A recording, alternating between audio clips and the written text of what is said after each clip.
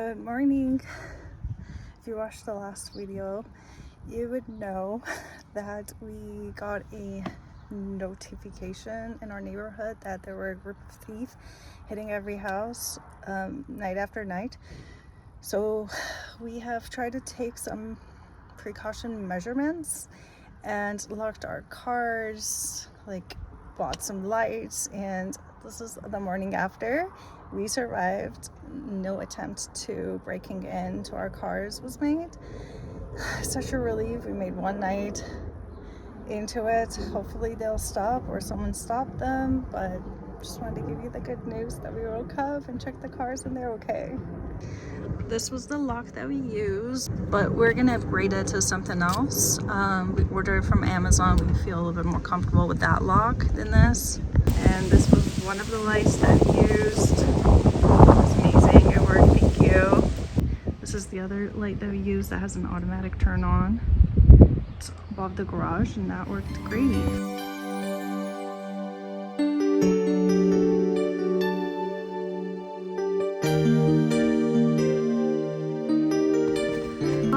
Say probably good morning. So we came with Josh to get his haircut. It's in our Chinatown. I wanted to do some shopping as well. My favorite rice. Now that I have him with me, I wanted to get the big size, and he gets his haircut in the Chinatown, so it's right by the supermarkets and stuff. I thought it was smart that I could tag along. So yeah, he just went to get his haircut, and we're just gonna go browse and wait for him. He said it's only going to take 20 minutes to get his haircut. While he's getting his haircut, we're going to go and do a little walk around the Chinatown and see what we'll find.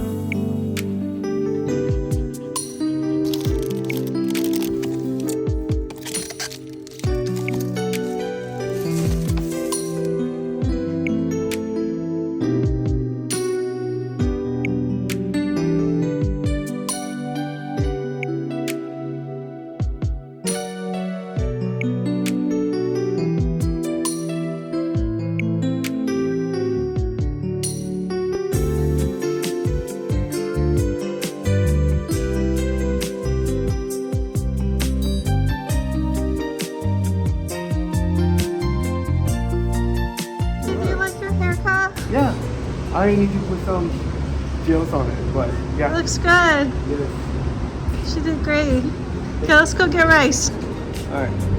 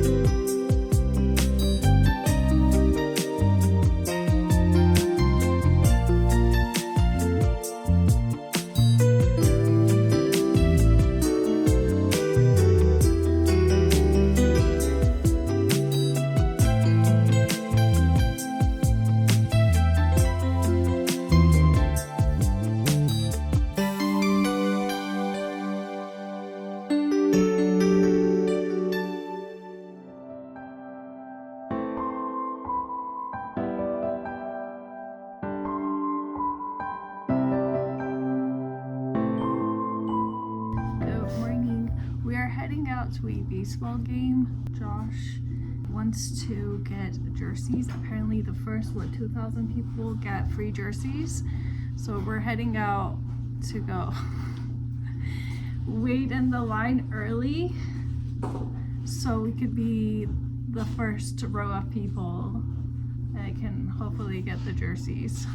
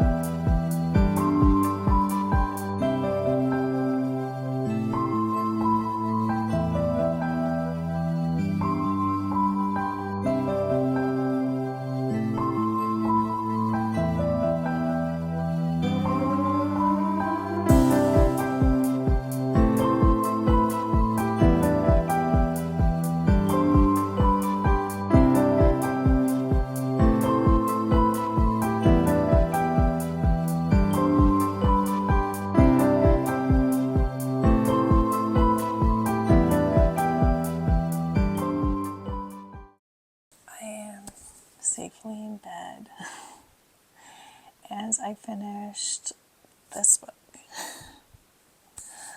I wrote about, let's see, 3-4 pages.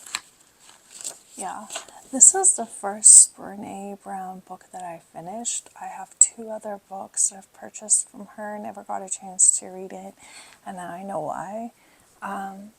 She's very popular because of her TED Talk in 2010, I believe. She became a mainstream psychologist. Before then, she was like doing research in the university in her lab, and I believe she's a social psychologist. Yeah, and her topics of like discussions usually about shame and vulnerability. I have friends that they are super fans, and they have been attending her conferences, lectures, and you know, I got bought into it. I've always wanted to see what she talks about, and I've listened to her videos online and they sounded very interesting, but I've had such a hard time with her literature. The way she describes her books is really hard for me to get through, and I kind of understand now after finishing the book why that might be the case for me. I think I prefer a therapist that they're so much more hands-on with patients. They still have patients, so whenever I read books that has been written by them, it makes a lot more sense to me than research-based psychologists. The university I went to and the degree plan that I got was in a heavily researched based psychology department, and I absolutely didn't enjoy it. I worked in 3 different labs. I mean, that was one of the reasons I was like, I can't do this.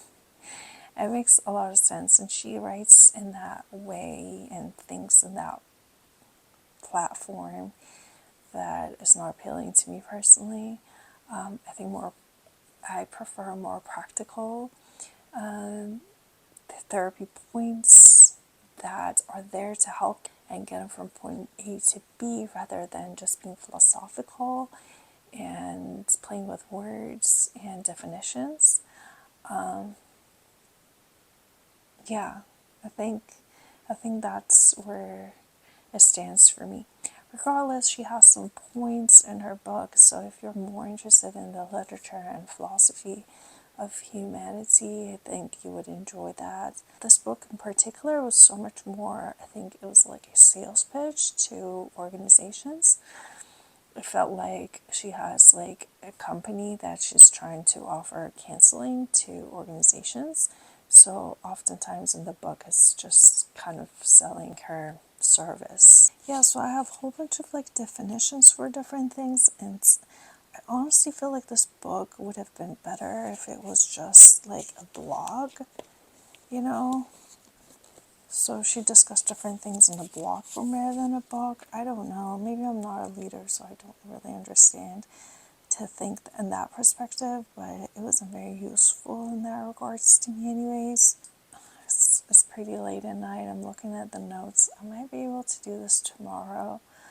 And if you're interested and you want to know my key points that I wrote down, because I'm looking, I have like 5 or 6 pages of it that I might be able to get through and tell you about it. So I'll do that tomorrow. But yeah, I'm just excited I finished this. I was thinking, oh, now that I got through one, I might just finish the other 2 books that I have sitting around and just literally be done with her and her books so I could just move on to something else. I do this tomorrow, I'm gonna have more energy to be able to discuss and talk about like the points that I liked about this book.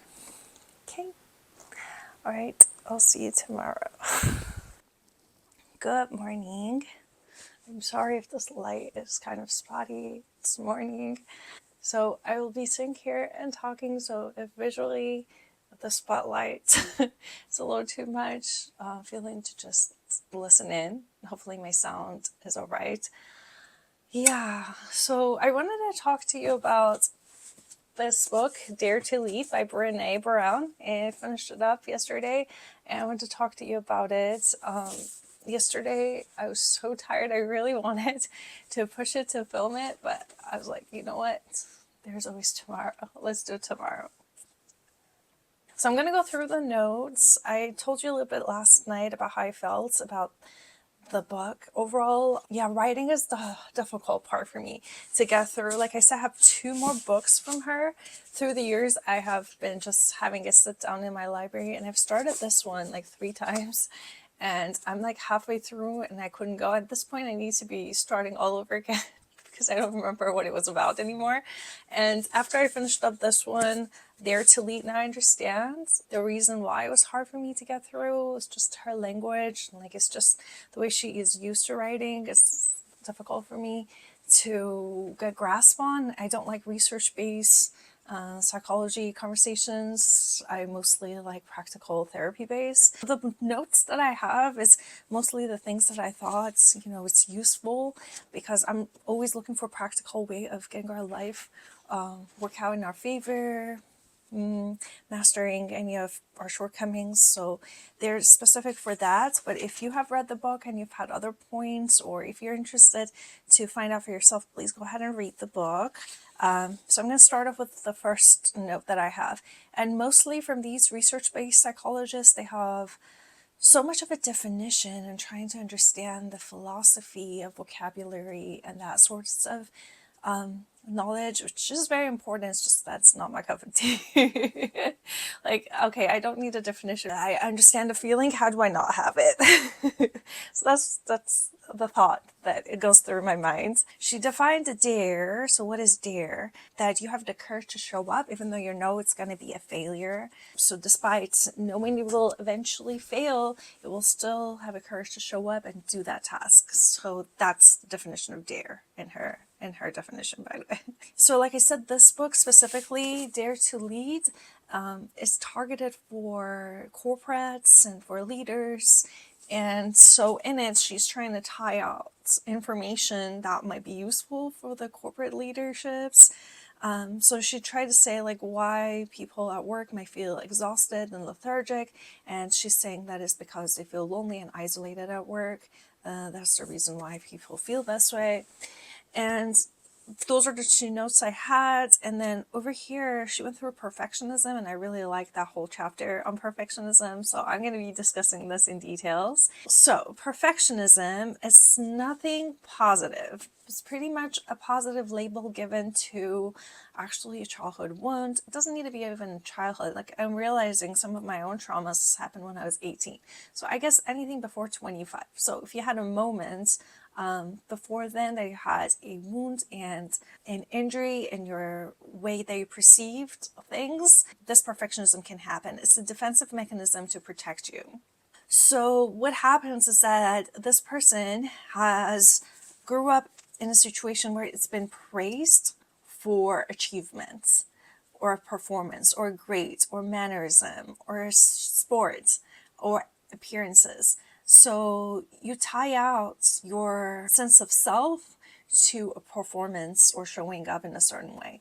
It's pretty much a belief that may not have been true, but because as a kid you can't really perceive things as what they are, they're not very factual to you, you may misinterpret the situation. Right? So if your parents want you to do good in school, they're probably worried about your future because they feel like, they're not financially able to support you in the future. And so they're trying to help you with something that they couldn't do for themselves. So you'll do good. So they think that you will be having a better future. But it's not at all that, they would not love you if you're not making certain grades. But since you just kind of don't understand the concepts behind, you're just, as a child, you're looking at how they immediately behave towards certain actions. So you're unable to see the truth or the factuals. So you'll only see what you see, pretty much.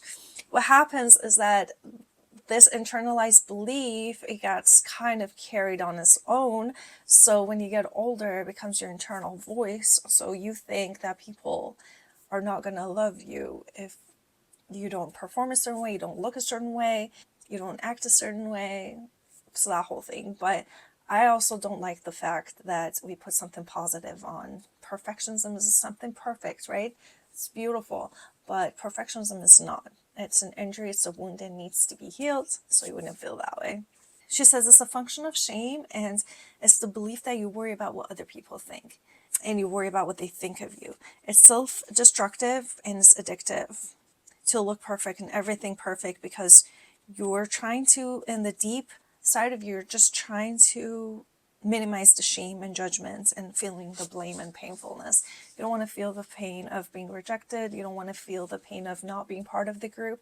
So whatever you perceive that is acceptable, or it is noted in that the reactionary actions, you want to be. And you'll go a long way to achieve that. All underneath is that you're just trying to avoid the painful avoidance or painful rejection, not being part of that situation. So she says perfectionism is unattainable. So you would think like you're not good enough to be loved, to be cared for exactly how you are. You are tying out being loved to certain grades, being looked a certain way. So everyone in your group is getting lip fillers. You're the only one not. So you feel the pressure of doing that. Here's the thing that I've learned.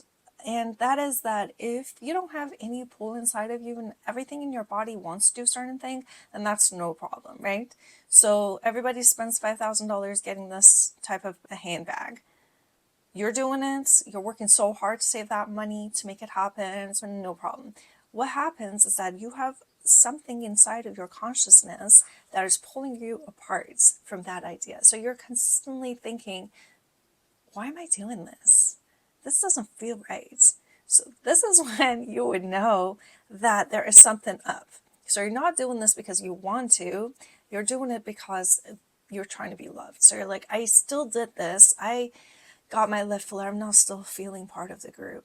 Or I got this expensive handbag. I'm still not feeling part of this group. I feel like there's still something missing. This is when you would know that you're acting out of your perfectionism, which is an injury that you're trying to belong so badly, you're trying to be accepted and loved, but no matter how much you're doing all these things, to be part of this group. It could be your lover, it could be anybody, your parents. I'm working so hard to get their approval, and you might or may not get the approval and still not enough. It's because deep inside of you, there's that hole. There's that injury that needs to be addressed. You need to go back to that trauma moment and address it. And until that's not healed, no matter how much you're trying to cover it up, it's not going to be making you feel as a whole. So what people do is numbing, right? So they're like, oh, I'm still not feeling loved. I'm not feeling accepted, part of this organization, part of this group. There's something missing. So they start numbing themselves because you don't know how to deal with it. So all sorts of behavior. This goes different ways. People trying to really not hurt. That's what it comes down to. So they'll do anything to numb themselves to just minimize the pain. You could be like developing eating disorders to cope with the pain, watching shows on TV on marathon for the entirety of the weekends, smoking a certain drug, or just like people are so creative in their mannerism. You'll pick your poison, you'll manage it.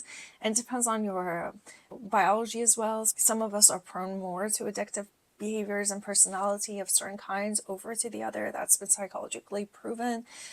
So you'll pick your poison just to numb yourself because you don't want to face this, that no matter how much I'm working, I'm doing this, I'm like making this like difficult things happen, I'm still not feeling all right. So this is a sign perfectionism is in place. So the true belonging, she says, is believing in yourself and belonging to yourself. This is when you could be authentic self, and you could then be both part of an organization or group and also stand alone. And so we have animal brain, right? So we're pack animals as well. And our survivals into our very, very deep psyche, like instinctively, we have an instinct for eating when we're hungry, to drink water, have sex. These are instinctive for our survival. One of them is being part of the group, because we put 2 and 2 together that if we are not part of the group, then our survival chances are very much hampered. Because when you're part of the group, you have more information to where the sources are, the safety, where the food sources are. We can be protected together. The damage to the group is less than if I'm alone by myself. I might get, hurt. Some wild animals might find me and I don't have much of a chance to fight. But if I'm in a group, the chance of surviving is higher. So our animal brain thinks in terms of being accepted in a group and a society into that level. So it makes sense that if you're not thinking about it critically, and if you allow your body's, mechanic system of your body to run the show, it would really feel threatened. Bullying is massive impact on your body because that means isolation. Outcasting means death in your brain, right? Without processing the situation. Oh, my friends don't think I'm cool enough to accept me in this group. So the child body is still very much connected to instincts. It's thinking, oh, I cannot survive. So these people don't think I'm cool enough to be part of them. That means I'm outcasted. I will not survive. So it's to that level, right? What happens is that you have attentive parents or caregiver who is able to process information with you, so you can come up to the decision, okay, these people might be having some issues. You don't know. It's clearly not your path. Like, you're not vibrating with this group of people, but that's not the only group that we can belong to. There's other people we can also. But you need to be able to have somebody to help you to figure that out. Or if you're like an attentive person, maybe you can do it on your own. Most of the people I feel like are not able to process that by themselves. So yeah, so you would need that help. If you're able to do it for yourself, then you can sit down with yourself and process this and really make yourself aware that just because the certain group of people that you grew up with, they're not loving you, they're not caring for you in a certain way, or even your family could be that group, or it could be work group, it could be any group, or it could be a person that you tie your survival to. Okay, it's like you grew up in a single family, single parents, and you're thinking like, okay, this person has the key to my survival and she's not approving or he's not approving of me, then that means I would not survive. So you just kind of think about it in that terms and realize, like, is it really your perfectionism tied into your survival, and how much of it is, you know? Yeah, so when you belong to yourself truly and you realize that you are loved for who you are, it really doesn't depend on your weaknesses, your strengths. We all come with a baggage of everything. But just because of who you are, this combination of DNA and the behavior that you took out of your environments, because I feel like life as an environment is a buffet, and you pick the things that you like, and we're so unique in that combination we create. So just that alone makes you unique and lovable. And if anybody's not making you feel that you are, then that's your sign. Because a true belonging to a group is that they would love you regardless of what you wear, how you look like, where you live. Regardless of this, you're lovable, you're accepted to the group because we just like vibing with you and your energy, and just you are a gift. Being part of this makes our life better. You know how like you're alone by yourself? At that point, wouldn't you want to do things with someone else? You know, and then you just look for that vibe and energy. I kind of like vibe with this person. I really like that energy. And so can you imagine, why would a group of people outgas a certain member out, you know? Instinctively, you like to do things in a group. Like, why would you outcast a group? And there's the whole thing of, you know, why somebody would bully people out. They have their own issues. You can see that it would take a lot of injury for someone to outcast people out of the group, because instinctively, the larger the group is, the survival rate is higher, right? Unless the sources are limited, or you think the sources are limited. That's another story. But just that tells you that if you're being outcasted from a group, if you're not being admitted, accepted for who you are, there's something wrong with that group of people. There's other people, there's other groups, just pack up and leave. So the biggest barrier to healing from perfectionism is thinking that you need to change who you are in order to be fitting and accepted into a group, and seeking approval. People desperately want to belong and be part of something. And the reason for all of this is because we're looking for profound connections. Then she talks about leading from the hurt. Then you will have a large appetite for recognition, success, competition, taking it on other people, using shame as a control mechanism. She has an example, you know, when activists use a social justice tool against people, when teachers are belittling students, when you get a little bit of a lever and you're acting out of that hurt and you haven't healed yourself and you want to feel better, then you use the shame to attack other people. Underneath of it is because you're just trying to heal yourself. And she lists whole sorts of behaviors that underlie all of this as shame. So we talked about perfectionism, but she also has favoritism, gossiping, backstabbing, comparisons, self-worth that is tied into productivity, harassment, discrimination, blaming, teasing, covering up. So all of these behaviors underlie all of them as shame, and people are using shame to control others because they have injury of their own that hasn't been healed. Next, she talks about another sets of definitions between humiliation, shame, and embarrassment. She says humiliation is when you think you don't deserve it. I'm humiliated. You say that when you feel like I deserve this type of behavior. You feel shame when you feel like I deserved it. And you feel embarrassed when you think that you're not alone. Other people have experienced it that you knew of. So that's how you categorize it in your head. But eventually, all of them pretty much are the same. Then she talks about empathy. And she says, imagine somebody falls into a hole. Okay, so the hole is massive and you can't really save this person. You could jump in, try together, be miserable, and pull yourself out. You might not survive. What an empath does, stay outside of the hole, don't leave. Just stay there until help arrives or some magical something happens. But sits through a pain with someone. So you're just staying in the uncomfortable situation. Hear the other person's wailing pain, and you're trying. You're doing anything, but you can't really just jump into the hole either. You've sent out for help. They may or may not arrive, but at that point, you're just not leaving. You're staying in. So she says, if you have shame and you put it in a petri dish in a lab, and if you put environmental items like silence and secrecy and judgment, this is going to grow to be a monster. But if you have shame in a petri dish and you put empathy, it doesn't grow. So she has an example of like Me Too movements, like when you haven't experienced that, but you're sitting through listening to the person who has been going through something that tragic, but sitting through, giving them a platform, listening in, and paying attention. So that's empathy. So she says shame would need you to feel alone. And she says empathy helps for shame to not to grow. So if you're seeing discrimination, if you're seeing any of those behaviors that we talked about, like favoritism, gossiping, any of those, she says speaking out to be an empath to the person is being impacted, it's going to minimize the damage and then the trauma this person is going to experience later in life. She says, based out of her research, when we are putting ourselves in an uncomfortable situation, it will only last 8 seconds.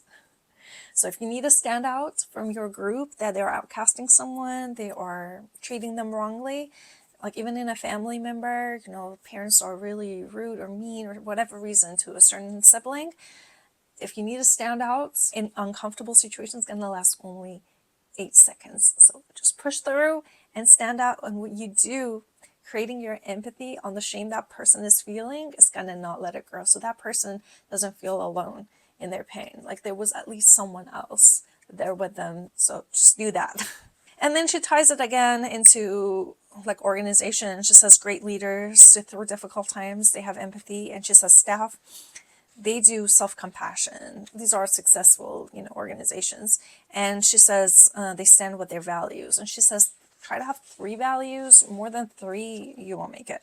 And she has like 2 pages of like picking out what are your values in life. Okay, then this was interesting. She says, every time you're reaching out to a situation, you don't know why this person is acting this way.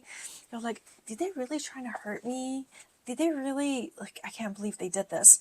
Always come from this mindset that the people are doing the best they can. So it could be also like the person is hurting you, your parents has behaved in a certain way that hurt you. Just having that thought, like they have injury of their own, they're hurt. This person needs to be in such a bad place to destroy our family or do all of this, but that was the best they could do. So that would give an idea that there's limitations with this person. It was not really trying to go outside of their way to hurt us, to impact us in this way. And says, will you be still making those decisions that you did, or at least in the feeling deep level of your psyche?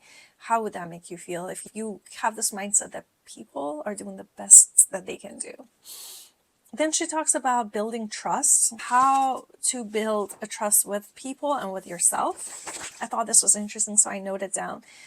She says, building trust is small gestures, creating small moments and doable items. And she has an example that there is a marble jar. And every time that you do a small gesture that can create trust, you put a small marble inside. And every time that you don't, you make bad decisions or you act in a way that remove trust, you just take one of those marbles out. And you have this marble jar, she says, with yourself, with other people. So you have this jar with everyone, of your friends, families, everyone, your boss. And so you can think about it in that sense.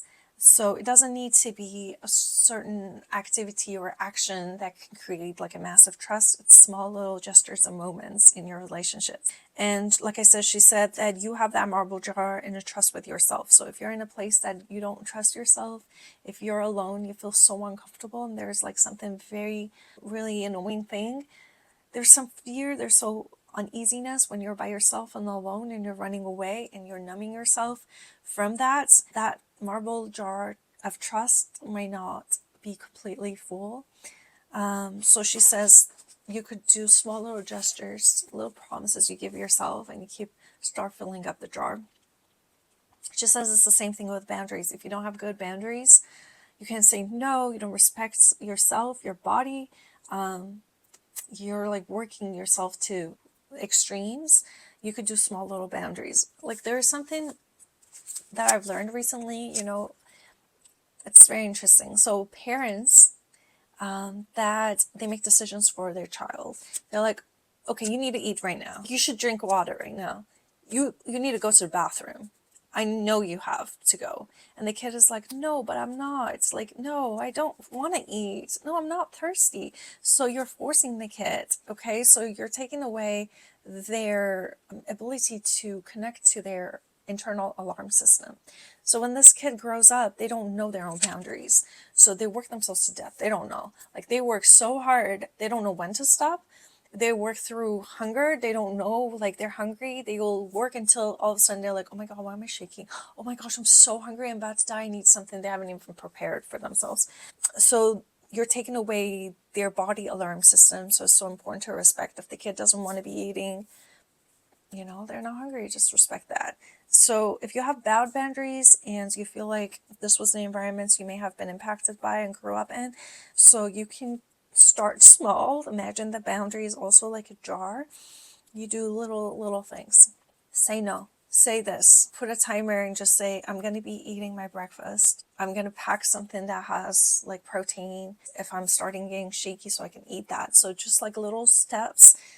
It doesn't need to be like this revolutionary moment that you're like, oh my gosh, now I'm like healed and I'm like this and that. It could be small little moments.